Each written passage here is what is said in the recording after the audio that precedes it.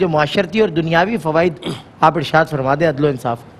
جی دیکھیں، سب سے بنیادی اور کلیدی بات یہ ہے کہ اللہ تعالیٰ ارشاد فرماتا ہے کہ ان اللہ یحب المقسطین،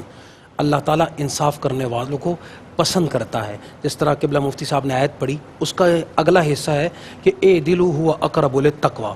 آپ یعنی بہت زیادہ نیکوکار بننا چاہتے ہیں، اللہ کی قربت کو اختیار کرنا چاہتے ہیں، تو آپ کیا کریں؟ عدل اور انصاف کو قائم کریں۔ اچھا، یہ عدل و انصاف کب قائم ہوگا؟ یہ اس وقت ہوگا جب آپ کل انسانیت کو اللہ کا کنبہ سمجھیں، آپ اللہ کا کنبہ اور خاندان سمجھ کر کے آپ ان کو ٹریٹ کریں، تو اس وقت آپ کے دل سے تعصب ختم ہو جائے گا، اور جب آپ ان کو اللہ کی مخلوق سمجھیں گے تو اس وقت حضور علیہ الصلوۃ والسلام نے جو ارشاد فرمایا کہ عرب کو عجم پر اور عجم کو عرب پر، گورے کو کالے پر اور کالے کو گورے پر کوئی فضیلت حاصل نہیں، یہ کیا ہے کہ الا بالتقوی۔ تو اس کا انجام اور نتیجہ کیا ہونا ہے؟ وہ یہ ہونا ہے کہ معاشرے کے اندر جو انتقام ہے،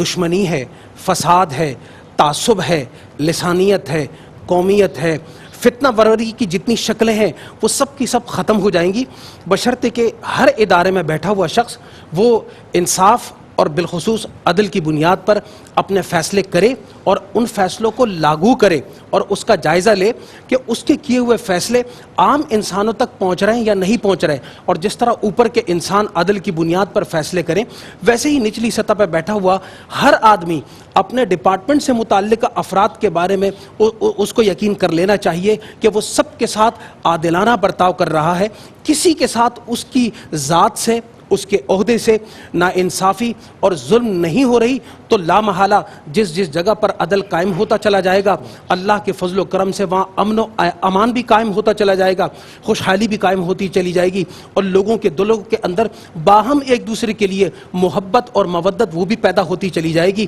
اس لیے اللہ تعالیٰ نے عدل کے قیام کا انسانیت کو حکم دیا ہے۔